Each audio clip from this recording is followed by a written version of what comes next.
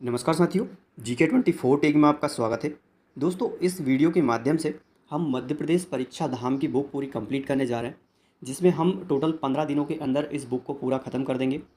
पुराने जो पेपर हुए हैं आपके पटवारी ASI ग्रुप 4 वगैरह, जितने भी MP के अंदर पेपर हुए हैं जिनके अंदर MP GK पूछा जाता है, वो सारे क्वेश्चन आपको इस बुक के अंदर देखने को मिलेंगे, जो मैं आपको पूरा सोल्व करवाने वाला हूँ, जो हम 15 दिन के अंदर पूरा कंप्लीट कर लेंगे। इससे पहले जो क्लास अपलोड हुई है वो आप प्लेलिस्ट में जाकर देख सकते हैं। मैंने प्लेलिस्ट बना दी है, जितने भी आप वीडियो आएंगे सारे आपको प्लेलिस्ट में मिल जाएंगे, और प्लेलिस्ट की लिंक भी मैं हर वीडियो के डिस्क्रिप्शन में डाल दूंगा, तो आप वहाँ से भी देख सकते हैं। तो आगे के चैप्टर जो भी हैं सब आपको प्लेलिस्ट में मिल जाएंगे। इस क्लास के 15 क्वेश्चन हमारे हो चुके थे, आगे के क्वेश्चन हम सोल्व कर रहे हैं। तो चलिए बिना टाइम वेस्ट के वीडियो को स्टार्ट करते हैं। सबसे पहला क्वेश्चन है हमारा, बघेलखंड पठार मध्य प्रदेश के किस भाग में स्थित है? ठीक है, तो बघेलखंड का पठार पूछा गया है आपसे, तो इसका सही आंसर होगा सी, जो पूर्वी भाग में आपको देखने को मिलेगा।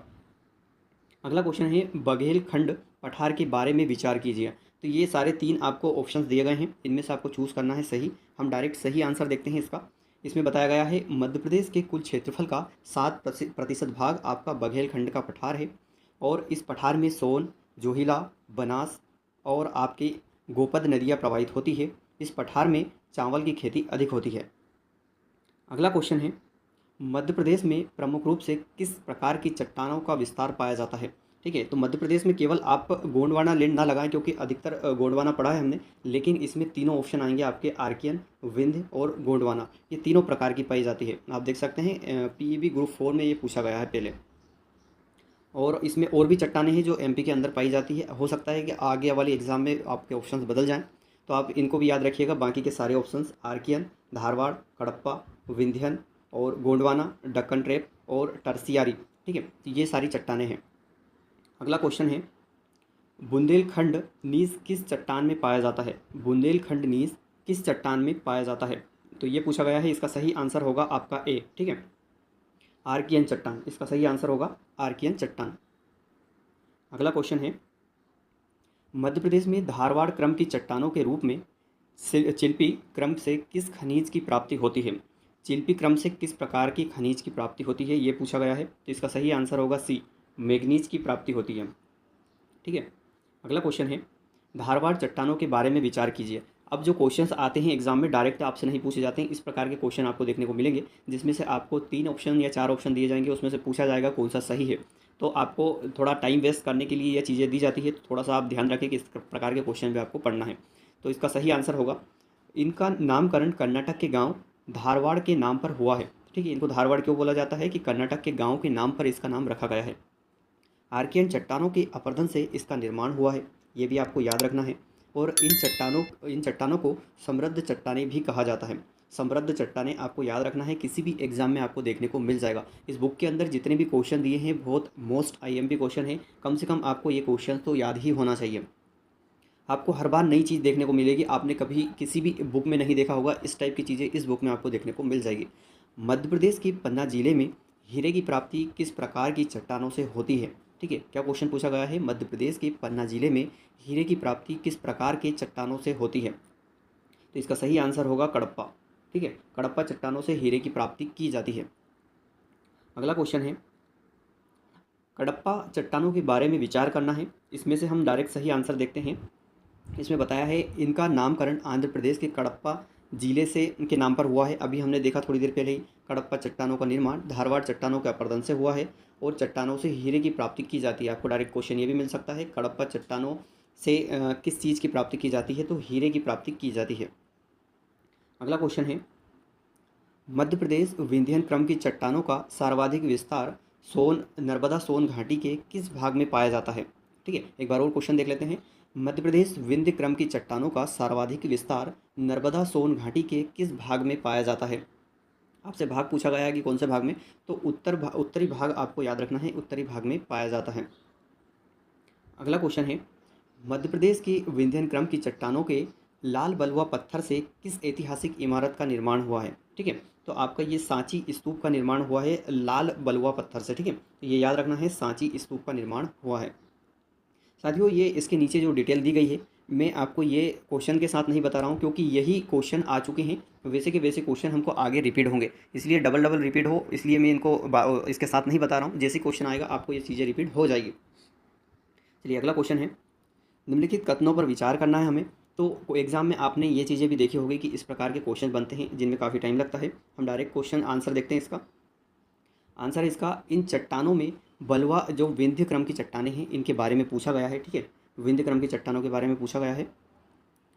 इन चट्टानों में बलुआ पत्थर, चीनी मिट्टी, लाल पत्थर, संगमरमर के भंडार पाए जाते हैं। मध्य प्रदेश में सीमेंट उद्योग का विकास विंध्याचल क्षेत्र के सतना, रीवा, कटनी जिले में अधिक हुआ है। ठीक है, अगला क्वेश्चन है, मध्य प्रदेश में कोयला किन चट्टानों में पाया जाता है। आपसे पूछा गया है मध्य प्रदेश में कोयला किन चट्टानों में पाया जाता है। तो इसका सही आंसर होगा डी, यानी कि गोंडवाना चट्टानों में आपका कोयला पाया जाता है। अच्छे से याद रखिएगा, ये कई बार क्वेश्चन पूछा जा चुका है आपका। अगला क्वेश्चन है, मध्य प्रदेश में विस्तृत गोंडवाना क्रम की चट्टानों से किस खनिज की निक्षेप प्राप्त हुए हैं, यानी कि गोंडवाना क्रम से किस खनिज की प्राप्ति हुई है। तो अभी हमने देखा कि गोंडवाना से क्या प्राप्त हुआ है, कोयला प्राप्त हुआ है। अगला क्वेश्चन है, मध्य प्रदेश में कोयला पाया जाता है, मध्य प्रदेश में कोयला कहाँ पाया जाता है। तो इसको याद रखना है आपको कि पेंच घाटी और सोन घाटी दोनों जगह आपको कोयला देखने को मिलेगा। अगला क्वेश्चन है, भू विज्ञान की दृष्टि से मध्य प्रदेश किस भाग का हिस्सा है। ठीक है, तो ये याद रखना है आपको, गोंडवाना लैंड का ये हिस्सा है। ये क्वेश्चन भी कई बार पूछा जा चुका है।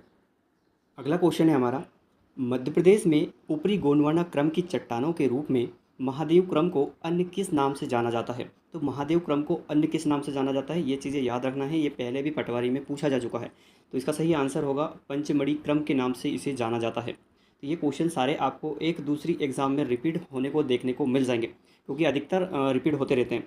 अगला क्वेश्चन है, काली मिट्टी का निर्माण किन चट्टानों के अपरदन से हुआ है। काली मिट्टी का निर्माण किन चट्टानों के अपरदन से हुआ है। तो इसका सही आंसर क्या होगा आपका, दक्कन ट्रेम की चट्टानों के अपरदन से आप काली मिट्टी का निर्माण होता है। ठीक है, अगला क्वेश्चन है, मध्य प्रदेश के पश्चिमी भाग में स्थित मालवा के पठार में किस प्रकार की मिट्टी पाई जाती है। मालवा के पठार की मिट्टी पूछी गई है आपसे, तो ये अधिकतर स्टूडेंट को पता है कि काली मिट्टी पाई जाती है मालवा के पठार में। अगला क्वेश्चन है, निम्न इनमें से कौन सी चट्टान नवीनतम चट्टान कहा जाता है, मतलब नवीनतम चट्टान कौन सी है ये पूछा गया है। तो आपको याद रखना है, टर्सियरी चट्टान जो है ये नवीनतम चट्टान है। ठीक है, अच्छे से याद रखना है। अगला क्वेश्चन है, मध्य प्रदेश में मालवा पठार से उद्गमित होकर उत्तर पूर्व की ओर प्रवाहित होने वाली अधिकांश नदियाँ किस नदी में जाकर मिल जाती है। तो इसको याद रखना है। इसका सही आंसर होगा आपका सी, यानी कि यमुना नदी में अधिकतर उत्तर की ओर जो नदियाँ बहती है, उत्तर या उत्तर पूर्व की ओर, वो सारी नदियाँ आपकी यमुना में जाकर मिलती है। अगला क्वेश्चन है, मालवा का पठार नर्मदा के अतिरिक्त किस नदी के मध्य जल विभाजक का कार्य करता है। तो मालवा का पठार जो है कि कौन सी नदी के बीच जल विभाजक का कार्य करता है। तो इसका सही आंसर होगा आपका डी, चंबल नदी। तो आपका नर्मदा नदी के अतिरिक्त, नर्मदा नदी के मध्य तो करता ही है कि मतलब मालवा का पठार बीच में है, उसके नीचे से आपकी नर्मदा नदी निकलती है, उसके ऊपर की साइड अगर देखा जाए तो चंबल नदी, दोनों के बीच जल विभाजक का कार्य कौन करता है, आपका मालवा का पठार। अब तीन चीज़ें आपको और याद रखना है जो क्वेश्चन पूछे गए हैं पहले। मालवा के पठार का तो हमने देख लिया है कि चंबल और आपके नर्मदा के बीच जल विभाजक का कार्य करता है, और कैमूर श्रेणी आपका यमुना और सोन नदी के बीच जल विभाजक का कार्य करता है, और अमरकंटक आपका महानदी और सोन नदी और नर्मदा नदी, ये तीनों चीज़ें आपको याद रखना है कि इनके बीच जल विभाजक का कार्य करता है। अगला क्वेश्चन है, निम्नलिखित विकल्पों में से कौन सी श्रेणी यमुना तथा सोन नदी के मध्य जल विभाजक का कार्य करती है। ठीक है, तो इसका होगा आंसर बी, कैमूर श्रेणी करती है। जैसे कि मैंने बोला था कि क्वेश्चन रिपीट होते हैं, इसलिए मैं ये डिटेल नहीं बता रहा हूँ। तो ये क्वेश्चन आपको वापस देखने को मिल जाएंगे, जैसे कि ये एटीएम एग्जाम में पूछा गया है, ये पीएससी में पूछा गया है। इस टाइप के क्वेश्चंस रिपीट होते हैं, दो बार पूछे जा चुके हैं, 2016, उसके बाद 2017 में भी पूछा गया है। अगला क्वेश्चन है, मध्य प्रदेश के निम्नलिखित जिलों में से कौन सा जिला मालवा पठार में सम्मिलित नहीं है। तो आपको याद रखना है कि कौन सा जिला कौन से पठार के अंदर स्थित है। तो इसमें आपके मालवा के पठार के अंदर जिला पूछा गया है कि कौन सा स्थित नहीं है, ये याद रखना है कि नहीं है। तो आपका इसमें बैतूल और नरसिंहपुर नहीं है, बाकी आपका नीमच, सीहोर, उज्जैन, रतलाम, देवास, विदिशा, ये सब देखने को मिलेंगे आपको ये मैं चार्ट दिखा रहा हूँ, आप इसका स्क्रीनशॉट ले लें।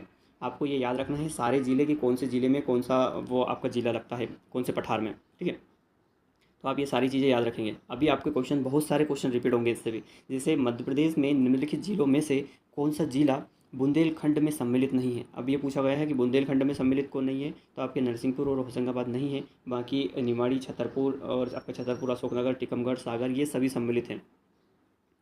अगला क्वेश्चन है, मध्य प्रदेश में मध्य भारत पठारों की नदियाँ आमतौर पर किस दिशा की ओर प्रवाहित होती है। तो मध्य भारत के पठार की नदियों का आपकी लोकेशन पूछी गई है, किस साइड बहती है। तो मैंने आपको पहले भी बताया, उत्तर और उत्तर पश्चिम की ओर प्रवाहित होती है। अगला क्वेश्चन है, चावल का प्रमुख उत्पादक क्षेत्र कौन सा है। सबसे ज़्यादा चावल कहाँ पे आपको देखने को मिलेंगे। तो आप देख सकते हैं बघेलखंड क्षेत्र में। ठीक है, तो बघेलखंड में आपको अधिक चावल देखने को मिलेंगे। साथियों, ये थे इसके 25 क्वेश्चन। इसके पहले के 25 क्वेश्चन मैंने जैसा कि आपको बताया कि प्ले लिस्ट बन चुकी है, आप देख सकते हैं उसमें जाकर। और बाकी के इसके कुछ क्वेश्चंस और बाकी है जो हम अगली क्लास में देखेंगे। इस टाइप से हम 25-25 क्वेश्चन लगाएंगे, पूरे कंप्लीट करेंगे इस बुक को। आप थोड़ा सा सपोर्ट करें, वीडियो को शेयर करें, ज़्यादा से ज़्यादा लाइक करें। हाँ, कोशिश करेंगे कि नेक्स्ट टाइम से हम थोड़ा लंबा वीडियो बनाएं कि एक चैप्टर पूरा उसके अंदर ख़त्म हो जाए। अगर आपको वीडियो अच्छा लगा हो तो चैनल को सब्सक्राइब और वीडियो को लाइक करना ना भूलें। वीडियो को वॉच करने के लिए थैंक यू सो मच।